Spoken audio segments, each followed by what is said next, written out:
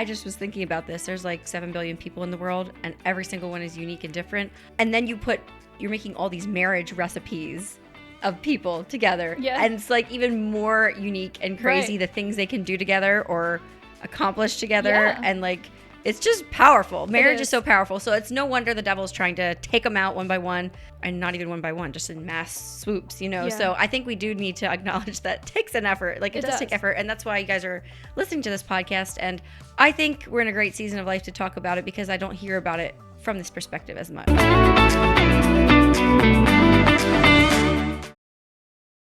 Heard a podcast duo talking about how they get together to podcast, and they talk back and forth for like 2 hours, and then they podcast for 2 hours. Wait, the first 2 hours they don't even record? No, they're not even recording. But we talk probably, like we talk as friends casually, but not 2 hours through the week. Oh, so maybe they don't talk at all. Like we do communicate through the week, but not 2 hours probably. Sometimes it's 6, but I was just like, I can't imagine like talking for you might as well just hit record. It's probably Well, yeah, interesting, right? Yeah, exactly. That's the one I want to hear. That's what I want to hear the 2 hours before. That's what I was thinking. Yeah, let's talk about what we're going to talk about. No, Yeah. let's just hear it off the cuff. No. Yeah, exactly. That's what we do, off the cuff. No, we've prepared today, guys. We're coming to you as true experts, seasoned marriage counselors. What are you saying? She's talking for herself, not me. Actually, first of all, why are we recording this topic today? Because people ask for it. And why else today of all days? Oh, because neither of us are in a fight with our husbands currently. We both feel good about talking about this topic today because nobody's bickering with anybody. Yeah, there was a time a couple months ago when you brought up talking about it. I'm like, nope, can't do it right now. But yeah, right now I feel like it's a good time. We're going to talk about marriage, and we're going to talk about it authentically, not as marriage experts, not with any counseling wisdom or anything like that. Just another mom, a fellow woman in the trenches. Yeah. Busy life with children and trying to figure that out. I feel like 10 years of marriage is still relatively new in some ways. Like I know most people don't think like when you hear 10 years, it feels like a long time. Yeah. But like you have a lot more ahead of you. Hopefully. Yeah. And so I think like in the future, we'll look back and think that was a baby marriage, when we're 10 years married. But I'm excited about this topic, and it can go in so many different directions after this because we'll definitely do more as the spirit leads. Yeah. But it's such a broad topic. So I think today we're going to come at it from more of like actual practical things because we got a really good question that I'll read later on. But before we get into that, let's do all the preliminaries. So last week was one of the best days of the year for me, I'd say. I mean, top 10 for sure of the year. And she spent it with me? I spent it with you. It was the Wellness Collective. It's a woman's event, I guess. There's speakers, there's vendors, there's food, there's coffee, there's singing. And it's just such a good time, such an inspiring time, motivational speaking, how to go deeper in your faith, how to defend your faith. It was amazing. I loved it. I went with Megan and Krista, my friend Krista, and her sister Kelsey. That was such a fun random group. Yeah, it was so random. I enjoyed it. We were saying how like we've never hung out, the four of us. I mean, like you and Kelsey know each other, but aren't like friends, and I never see Kelsey. It was so fun. Yeah, so it was awesome. Well, we rode together too, like almost an hour to the event and an hour back, and like that was like some of the best time too, like talking and rehashing. And yeah, I thoroughly enjoyed it. I definitely want to go again next year. And I think it springboarded. We both knew we wanted to go because we're like, it's always very much food for thought, and it gets your brain thinking. And it definitely gave me some podcast ideas and just some, food for thought for my whole life and everything. So I really enjoyed it too. Although if I could pick a women's event to go to, there's not a lot around here in our area. Like you have to fly to a lot of them. Yeah. What topic would you pick for like a women's event? I think I'm not a crunchy mom, so I'm like, why wellness? Like whatever. But the more I thought about it, the more I'm like, you know what? That's still what I would pick because one, you can go to like a women's where it's just like sermons about being a good mom and a good wife and blah, blah, blah. But it's like, where's the practicality? Right. And I feel like they really met a spot where it was conceptual, but also super practical with like, how can you make your home better, less toxic, for your, without being like bashing you over the head with like no more deodorant and all that stuff. And it's wellness in every area of life, in your spiritual life, in your emotional life, in your motherhood, and then in your physical home, in your physical body too. So I thought it was really well-rounded and well put together. Yeah. So we'll probably reference it more in the future. It was a great, fun girls' day. blessings to the mothers who were babysitting the children. I didn't even need a babysitter. Yeah, well, they went to the neighbors after school. Is that why we went Wednesday instead of Tuesday? Yeah. Well, I didn't know Finley's schedule. I just knew he might go on Wednesdays. So I picked Wednesday, and it turned out he had school. So it worked out perfectly. Yeah. They just went to the neighbors after school till Eric got home. So great. On another note, we did not know how it would go off with putting out our podcast on a brand new platform and all of that. And I just wanted to say thank you so much for being here. Yeah. I think we're both really grateful. It went off really smoothly. People found us. People watched. Yeah, and the views are good. Like, I'm impressed. People stuck around. People followed us over there, which, we didn't know. Yeah, but I did want to say, do subscribe. It does more. It actually does a lot for YouTube because then you'll actually see a video when it comes up and then you can choose whether you want to watch it or not. It's so annoying when YouTube decides what you're going to watch and what you're not going to watch by not showing you certain videos. So if you hit the subscribe button and then the bell, it's going to at least show you the video. And then from there, you can decide if you want to watch it or not. And I know a lot of you watch like faithfully every one, which is so awesome. Anyway, I think that takes care of the housekeeping. So let's get into our Homemaker Hot Takes. Okay, Jana, what's your hot take for the week? This is maybe more of a mothering hot take than a homemaking hot take, but it is not gross to drink out of the same water cup as your child or water bottle. Now, I am not saying it's the best sanitary practice. I am saying it's not gross. Like, they're your child. It's not gross, okay? Highly disagree. I knew you would. Disgusting. Did you ever watch a child drink out of a straw? Yes. They are back. Sometimes I wipe it off. No, the backwash part. It goes in and out. What if they're eating? Yeah, maybe. Yes. My boys are a little older now. When they're like Miller's age, but when they're a little older, and I'm pretty sure they're not backwashing. Yeah. Okay. I will get them their own water bottle. It's a good hot take because it's going to be split. Yeah. Sorry. I will get them their own water bottle, and they will still drink out of mine anyway. I don't know what the appeal is, but I've kind of just come to like accept it. It is what it is, and it really doesn't gross me out. Yeah, I did so good with my first two kids of like training them. That's mommy's drink. Don't even ask. And like they wouldn't. The third one, oh my word, 3 water bottles, 1 per kid plus mine. I've been a little more lax. And so sometimes there's an emergency. And so, yes, I will let it happen. But it's gross every time. Like I just don't find it gross.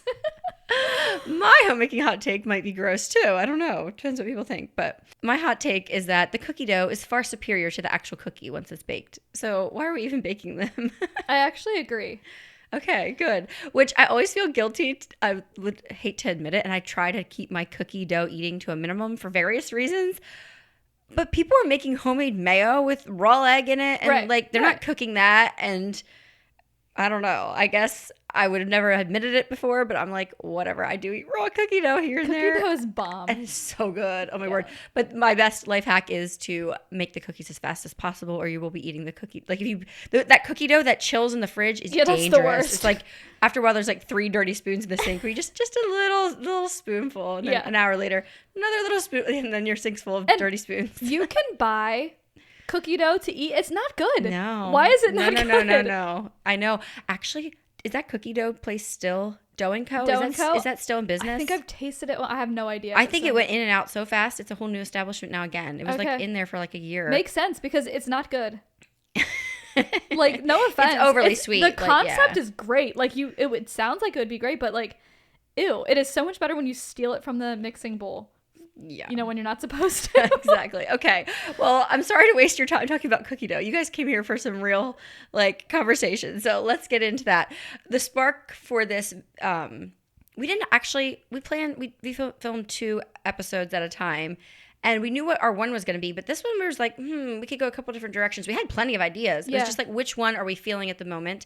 And so we got a question, or I did, on my community tab here on YouTube, and I thought it was a really good one. And I was like, that's going to make a good podcast. She said, I'd be interested in hearing your thoughts on being a wife, especially how you love on your husband with little things that you do for him. Do you ever plan date nights? How do you fill his cup? What lunches do you pack for him when he goes off to work? Kind of all the things that being a wife who pursues her husband entails. Sometimes I feel like everything revolves around what a husband can do for his wife. Flowers, chocolate, chores around the house, etc. What can we as wives do? I'd love some fun and PG ideas. I love how she said and PG, because I feel like that's always the non-PG stuff is the first thing we jump to. Yeah. Because that's probably what guys appreciate the most, let's be honest. But you want to love your husband throughout the day, right. you know? And so like, what are some other like great practical things you can do? I thought that was a great question. So what was your first thoughts? Well, I don't know. You think of like sending flowers, but a guy's not really going to appreciate that. So if he's working away, maybe send him a pizza. I don't know. Oh my word. I think I did do that. How would that work? Eric one time. Like logically, practically, how does that work? Go to Papa John's website and type in his work address and send him a pizza. I don't know. Why is my mind so blown by this? I don't know. I'm just sure how I've eaten already or something. Right. It would have to be like a very specific job where you knew your husband's schedule and knew he was actually. I couldn't do that for Eric. I never know where he's gonna be. Or what if you brought it to him? That's probably even better. Even yeah, better. without the kids. Well, that would take a lot of. Now we're really getting involved. Very good. But yeah, we're going to get into some really good practical stuff. You guys weighed in, so we're going to react to some of your stuff. But before we get into the little nitty gritty, I thought maybe we could just talk about marriage, our marriages in general, that kind of thing. Get people to know us a little bit. I said I've been married 10 years. You've been 11? 11, yeah.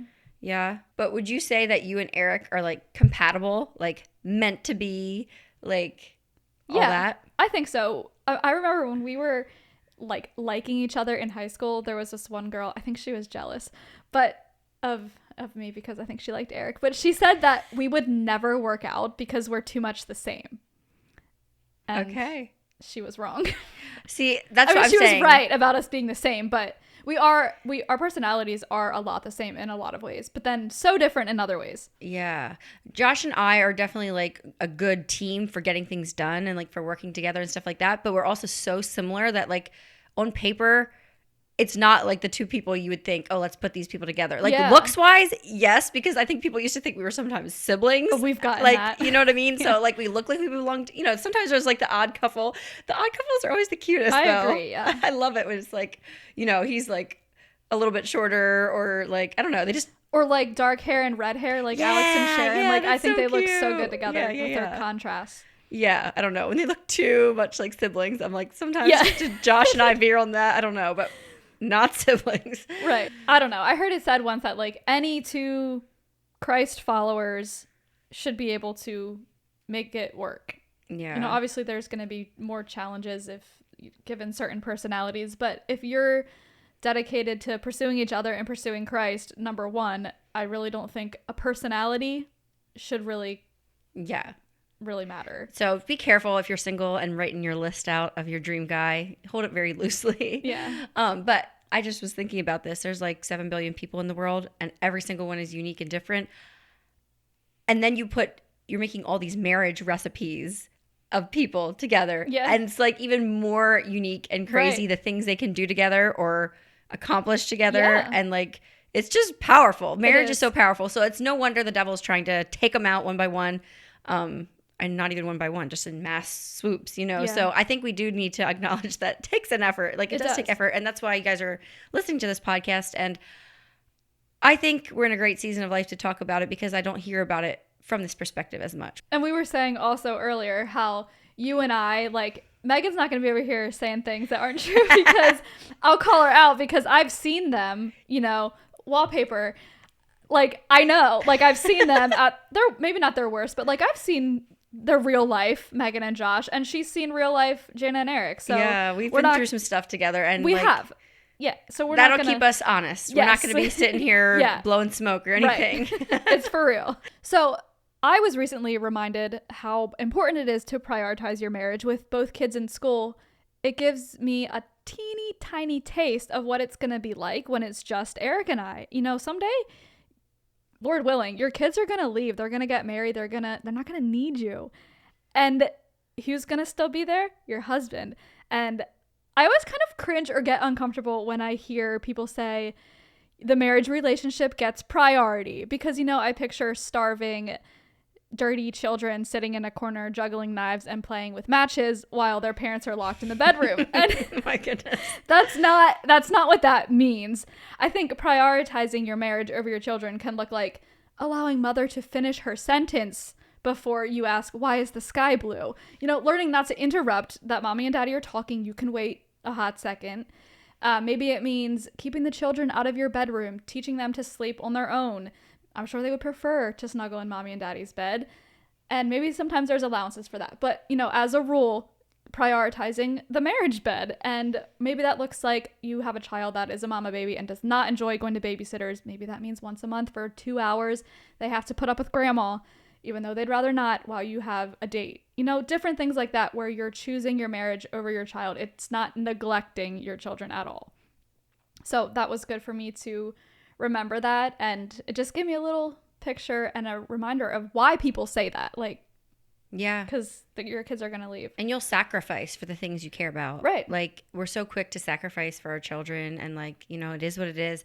But then we, for some reason, that's not a Mennonite culture thing, right? Like, that's a everybody culture. We feel guilt sometimes. It almost feels frivolous. Like, Mom, can you babysit the kids so we can go have a date night, and eat wings and like whatever. Yeah. Like, it sounds like we're just asking to cop out and have fun tonight or whatever. Yeah. But it's not just fun. It's like investing. Right. And there are ways to do it without childcare, and that's all well and good. But however you do it, it does need to be done. And I mean, you need to have that time. You need to schedule it, make it happen, or it won't happen. It won't happen because it's not easy. Just the other night, Josh and I, we have been using our babysitting, which I'm so blessed to have my mom and my sister and like my grandma close by and stuff. So I do have options for babysitting, but we've been using up a lot of it for like, we went to the Wellness Collective, and we're about to go on a trip. Prioritizing our marriages. Speaking of which, we're going on a couples trip. I think it's going to be so good. Is it going to be prioritizing marriages or prioritizing the golfing? I don't know. Actually, I know, like, I've seen a shift in Josh lately. This is like a bunny trail, but we went through like a kind of rough patch a little while ago, and I saw a shift in him of like, normally you think like the woman's trying to get the guy to care about, like, you know, sending them reels with marriage advice and like stuff like that. But Josh has like been reading some marriage books lately and stuff like that, and like putting an effort in, and I just like feel so loved by that. Anyway, so I think he's starting to realize that quality time and like even just that drive down there and back is going to be like golden for me. I'm so excited. Yeah, we were talking about, Joelle and Jordan said we can go with them, and it makes financial sense to drive with them. I was like, but if we went by ourselves, we'd have almost 3 whole hours of just like time to talk. So I'm not sure. We haven't decided yet. Because friend time is fun too. But right. Yeah. It would be fun to go with them. I could sit in the back with the baby. Yeah. Look at the baby. But I don't know. We haven't decided. I told Eric it's up to him because he's the one that will drive. So if he would rather not drive, obviously we'll just go with Jordan and Joelle. But yeah, we'll see. That's cool. But back to what I was saying about trying to do a date night without babysitting, because we didn't want to use our babysitters up. I made an effort to get the kids up early from their naps so that they weren't going to be overly rambunctious and everything, because I knew I wanted to put them to bed at 8 o'clock on the dot. We were giving them baths at 7:30, getting them to bed. Oh, I fed the kids supper, you know, what was it? Nothing, like leftovers, I think, you know, and they were excited because they got ice cream at the end or something special. Give them baths, put them to bed. And then Josh went out and got takeout. Actually, he got the takeout while I was tucking the kids in, and then he came up and kissed them goodnight, and we had takeout and a movie, and it was so fun. We do it like very rarely, 3 times a year maybe or something, I don't know, but like, why don't we just do that more on repeat? Maybe not the movie part always, but sure, why not? I don't know. We some couples can bond over movies, and some people just sit there and they're in the same room and that's it. So it's totally like, you have to know your relationship and everything. But that was like such good, I would say it was quality time, because it led to good conversations, and it was just us, and we were there's something to be said for just being not a mom. Like, you're being yourself. Right. Like, yourself without all the baggage and responsibilities, and like, you know, the kids are safely tucked in bed. Yeah, it's just enjoying, like, even if you're not talking, just like being with each other. And when you're watching something, you're both watching the same thing. You're both thinking about the same thing. It's different than when you're both sitting there but on your phones. Because when you're on your phones, you're like in another world. Like, you have no idea what he's looking at or reading or but when you're watching a movie, it's like you're both doing the same thing, thinking about the same thing. So I think it is different. I agree. And like, even Josh loves football, so sometimes it's fun to just enter in with his hobbies, and we can sit and chat and watch the same thing too, kind of. But it sounds like we're really promoting screens here all the time and stuff, but I was just thinking of like, I know there's seasons of life where the babysitting is just not really an option, and that kind of thing. And I don't want you to feel guilty for that either. If that's all you have the energy for, like at 8 o'clock, you might not have the energy to play a game or do an arts or crafts or whatever. Like, maybe that's literally all you have the energy for. I know that's in the midst of like the baby little stages. That was one of my favorite parts at night, was when we would watch a show. We haven't done that for so long. I'm not really sure why. We just kind of got out of the habit. But I really, really enjoyed that time. And I felt like if we went for a week or so without doing it, I missed it. I felt like, you know, it really did help us. And we really both, it was good for us. It is fun to look back on different periods of your life and how you did different things. It's like, oh, maybe I should bring that back or whatever. Yeah. Like we used to sit out, now it's getting so chilly, but it's still not that bad. Sit out on the patio, like put the kids to bed and we're going to sit out on the patio and talk for 15 minutes, like regularly. Not like this a big event and not this big long thing. It was just like 15 minutes, like every night that we could swing it. Like, not that we're going to beat each other up if one night it just couldn't happen. But yeah, that is like such good connection. Right now we're trying to, this is my goal right now, when I always shower first and get in bed and answer DMs or whatever. I'm reading a book or I'm on Instagram Reels or something. But then when Josh is done showering and comes to bed, I'm like, put my phone away. Like, it's hard. Like, you're always in the middle of something. No, put it away and just chat about whatever. Which that's why the patio idea is good, because then it's like a specific like spot or I don't know. Well, I want Josh to go back into construction and make my sun porch, like it's right by our bedroom, cut a door into the bedroom, and then we'll have like a little like a little balcony on top of the sunroof, and we'll put a hot tub out there. Would that be awesome? That's so awesome. How close are your neighbors? Close enough.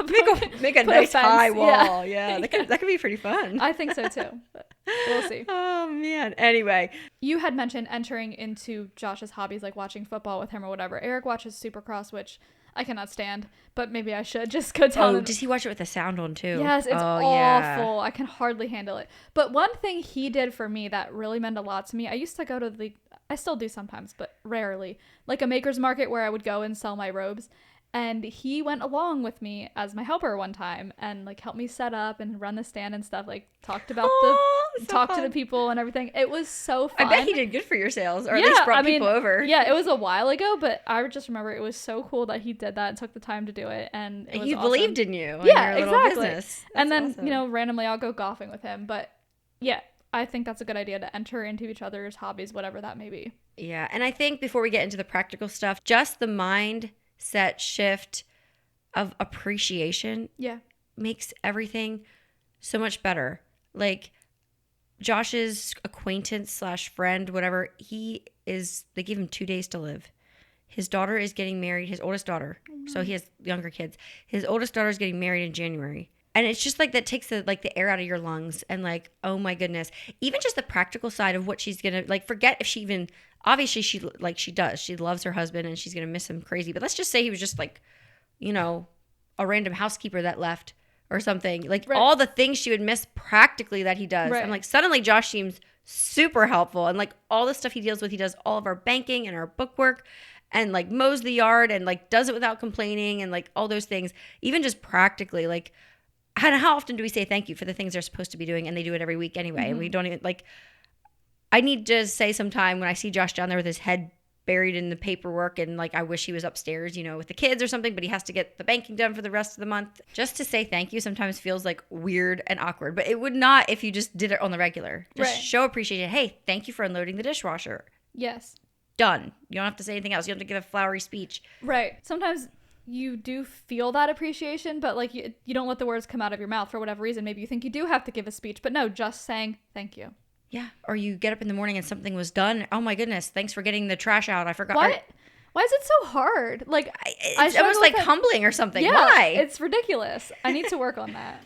And then along with that, do little chores that they actually care about. Like I think every husband has their things that's like is annoying to them more so than like Josh notices when the floor is all like crunchy and he's walking on ice cubes that melted and stuff like that. So like just trying to keep like the kitchen floor picked up. Or he loves when the bed is like made and like nice and that you have to like, slide in under the covers to fit it. I don't know, like little things like that. Some like I could care less. If I have an extra minute or two, prioritizing that over like cleaning the mirror or something, he's not going to care about that. So Jana, what is your most recurring fight? Or do we want to even get into that? Or bickering, argument, whatever. Yeah. People, when you say fight, 10 different people hear 10 different words. Right.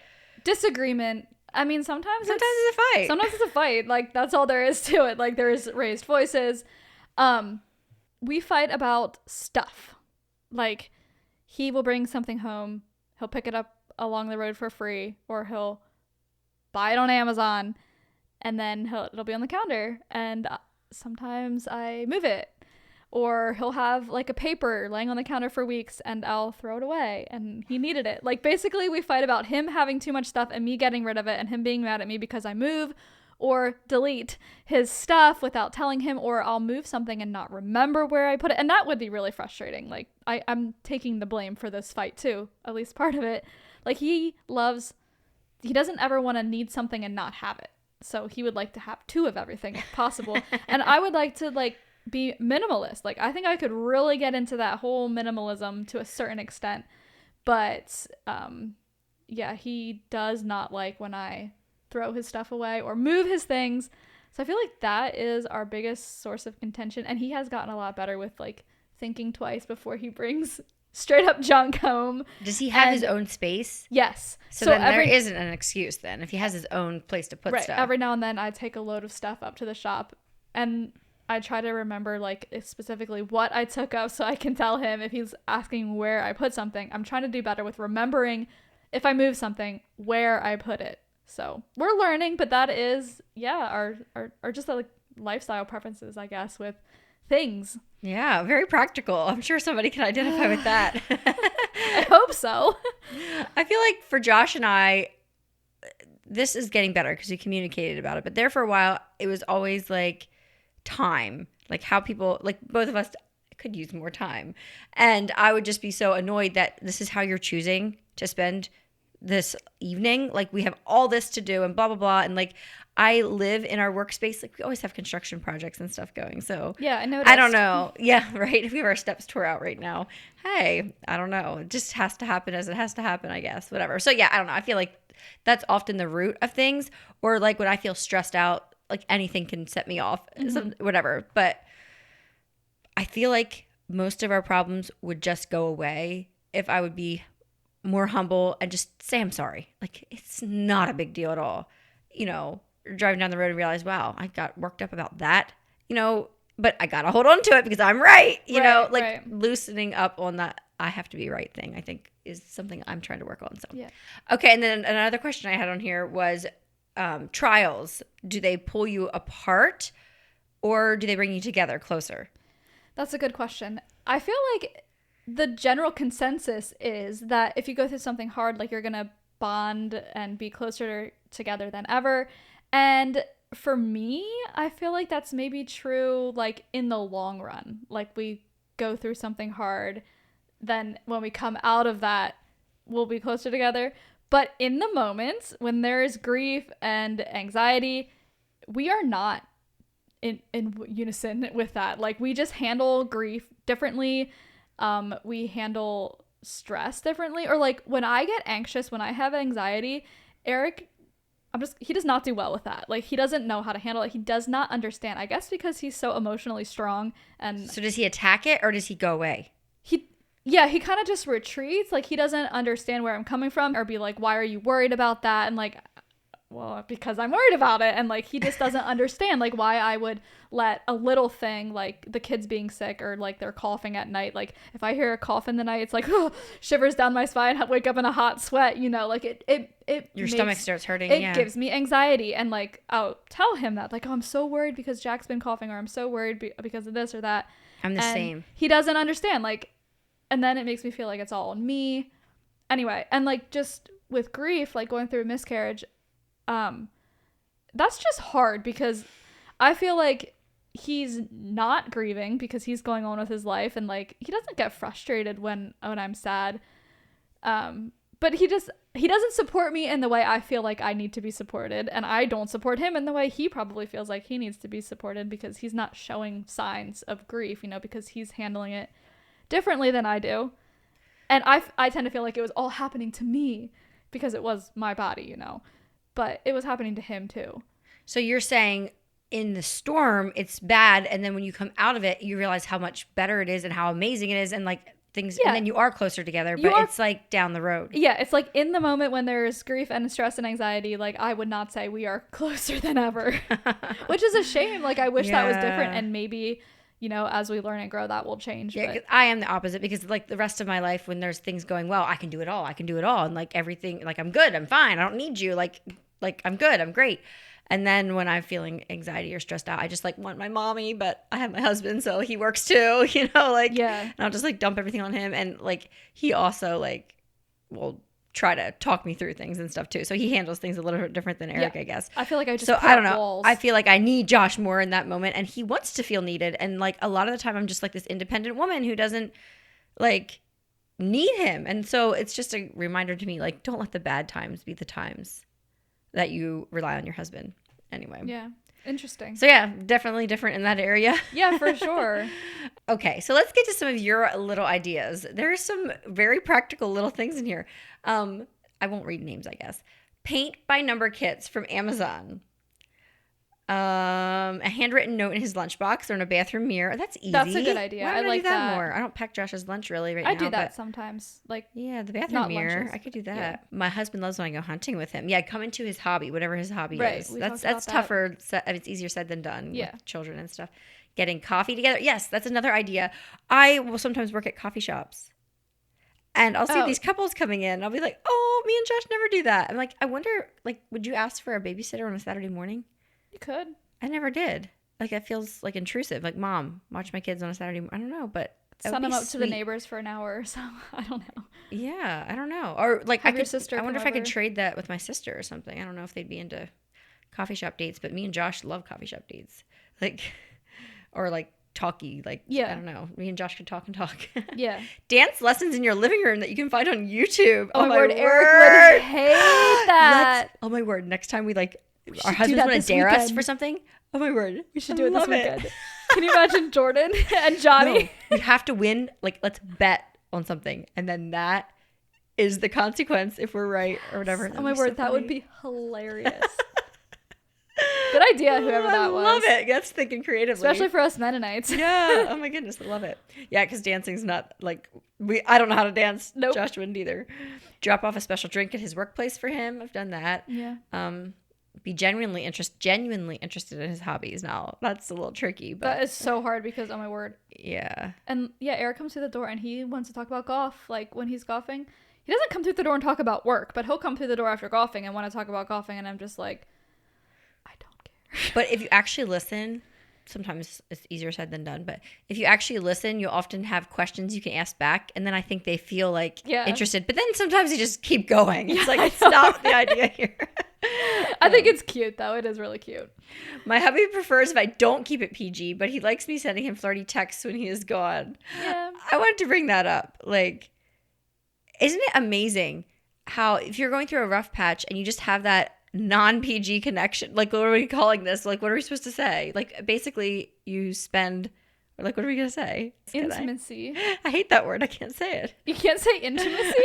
Say it. Okay, so we don't really know what YouTube wants us to call it. But yeah, basically, if you're not keeping things PG, it's awesome how you can get through, you feel just so much closer, even if like 30 minutes before you were kind of peeved at each other. I don't know. I've noticed that it's like all of a sudden you feel like you're on the same team, and it does something spiritually too. It's not just like a physical thing. Yeah. Eric always says that. Like, I feel it sometimes, but I think he notices that even more. He's like, I just feel so close to you. Yeah, and like you're on the same page. Date idea jar with different date ideas on different colored papers for different categories. Oh, so you could like kind of know which kind of, this is the out to eat idea, or like, that's kind of an idea, because then you could put in your favorite restaurants and stuff. But the problem is I have cravings and I want what I want, or I'm in the mood for this or that. Sounds a little complicated. I either want a bowl that night or I don't. Right. Yeah, but hey, that's a great idea too. It'd be colorful and pretty. He likes it when I initiate planning a date. Does Eric care if you ask him out? Like, I asked Josh out already, like, want to go out, let's do this. He doesn't. I'd say we're about 50-50 with that, like whose idea it is. Yeah, I know. One time I told Josh, I was like, why don't you go drop the kids off while I shower, and then you come back and pick me up like in the olden days. Nice. I don't remember if it happened then or not. Mom and dad eats their dinner at the table after the kids are in bed. I've heard of that too. Like, that one, like, it's then just you don't not have for to me. pay. Like, yeah, it doesn't feel special, I guess, but then you don't have to pay for food. No, I mean, like, I don't like eating that late at night. Yeah, I know. Although I love doing the takeout and the movie night, and that's like at 8 o'clock at night, so I don't know. No. I guess it's not for everyone. We should try it. I'd give it a try. Don't keep it PG, and your husband will thank you. Text pictures, cute outfits. Very brave. I'm always afraid I'm going to send it to the wrong person. I know. I do a little task for him that is usually his responsibility, then spend that time together. Oh, go for a walk together, which that's one thing I had thought of too, because you can take the kids with you and they kind of tend to go off on their own, and that's some good quality talking time then while you don't need a babysitter. Everyone's together, but yet you kind of have your little minute. We've done that twice this week already. Yeah, it's just such beautiful evenings. And we run out of daylight, and then I can't go on a walk. And so then I want Josh to go with me because it's dark. Yeah. Yeah, and so then the kids go ahead. Yeah, moonlight walks are actually really nice if you have some kind of light, which street lights. When I go grocery shopping, I like to buy snacks and foods I know my husband loves. That is one thing that Eric really appreciates if I buy him chemical, sugar-laden junk food. Okay. So that's his love language. My love language is Josh taking care of his body and not eating all that stuff. Yeah, I agree. But at the same time, yeah, occasionally, whatever. Right. Yeah, I try to do that with suppers. And if I'm craving something and I know Josh isn't a fan of it, I'll make it for lunches instead. Okay. Just the two of us, romantic dinner, expensive wine, talking about old times. Of course, who doesn't like that? I mean, that's like a fancy dinner out is like the epitome, that can't happen every month. It doesn't take a lot of creativity to think, what do you want to do with a whole weekend by yourself, right, or a whole evening, it's just like, how can you make it happen in the day to day? That's sometimes kind of a struggle. And yeah, greeting your husband when he comes home from work. You guys should comment down below. Do you see your husband in the morning, or do you not see him until he gets home in the evening, or maybe you work together at home? Oh, here's another one. Give him space for downtime too. We all need it. I feel like that is big for... That's hard, but it's so good. Like they come home from work and you feel like they're just goofing off or wasting time. When you have had pockets of time through the day to just be, chill, look at your phone, whatever, and he maybe hasn't. So being respectful of that he might need a minute. Maybe his bathroom trips take a little longer than necessary, but he needs it. You need a minute. My favorite is the dance lessons. Oh my word. I'm going to at least bring it up to Josh sometime and see what would you say if I was like, oh my God, that's funny. Josh, this is really vulnerable here, but Josh and I have slow danced already in our bedroom. I know Mennonite shouldn't admit that, but we did it on our honey. We did it our first night in my wedding dress. I still have my wedding dress on. I'm like, we never had a first dance. So I don't know. He put on some song and we had some first dance or whatever. So yeah, we occasionally do stuff like that. But of course, it's slow dancing. It's not dancing. Right. I remember trying to dance in the pool on our honeymoon, and Eric was like, "Stop." Was there people around? Yeah. I'm just mentally picturing probably because dancing in the pool. Right. Probably because I'm such a bad dancer. I have no rhythm. That's why I think lessons, actual YouTube lessons or whatever, would just be hilarious. I'd watch them take the steps and stuff. I love it. Maybe you're starting our new Friday night tradition. You never know. Yeah. Oh my goodness. Yeah. So have you ever done, shifting gears here a little bit, have you ever done any marriage retreats, marriage seminars, marriage counseling, anything like that? Nope. Nothing. I mean, we did premarital counseling, but that's it. We have not done anything. Did you guys enjoy that? I did. Yeah, it was a little awkward. Yeah, I didn't enjoy premarital counseling that much. It was I had nothing to compare it to. I didn't have a marriage yet. Yeah. It was a little unproductive maybe. I don't know, whatever. It was all head knowledge, none real life stuff. Yeah. But we used to try to do a marriage thing, something with marriage every other year. We've done a Mennonite one. We did a non-Mennonite church thing that was every Wednesday for 5 weeks. We did one weekend getaway thing, but I think we're due for something again. Yeah, I really think we should. We keep saying how some sort of counseling would be fun or good, and we haven't yet, but I want us to sometime. Yeah. I think we should. I know. I feel a lot of the counseling services in our area that are there are geared for problems, issues. You're asking your mom to babysit your children for 7 days in a row so you can work through stuff. It's well, then you're having it's the marriage is on the rocks. In crisis. I feel it's not just it's not just maintenance, right. Let's do it one night a week for 6 weeks or something like that, yeah.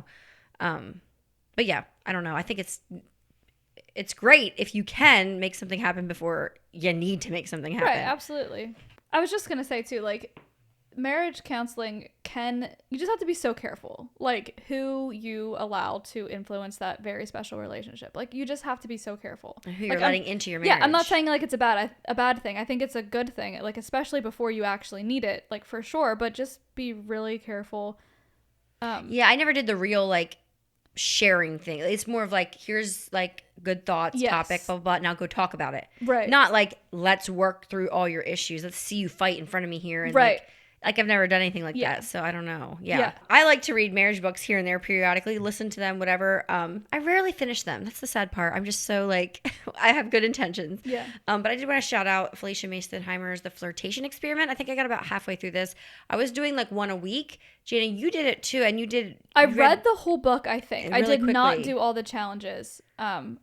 I did some of them. I should go back and finish it, but I did read the whole book. There was some repetitive kind of, I mean, they started to kind of feel a little bit similar, some of them. But yeah, my friends and I are actually debating about, should we do this as like a Bible study but we're like, is that going to be like non-coffee shop kind of conversation? You know, the flirtation experiment. I don't know. They're not raunchy. No, they're not. Like, I think you could do it. Yeah, I don't know. We're thinking about it. And I think it would just be good to keep me accountable. Like, okay, next month we're doing the next one. Yes. There's 30 of them though. So that's going to take us a long time to get through unless we did like 2 of them, like do 2 a month. That might work. Yeah. Or something or you like could that. just like, you wouldn't necessarily have to do them all. You could just go through the book and pick out your top 7 or something. Yeah, that's true. Like everybody, like whoever's leading it, pick the next one or something. Yeah. And then I have 2 books by Dr. Julie Slattery. She has a podcast, all kinds of stuff. And we picked these up at church. A marriage counseling service came to our church, and they had a bunch of books for recommendation. So these are not Mennonite literature, but they were recommended by a Mennonite counselor, which that's a whole nother topic.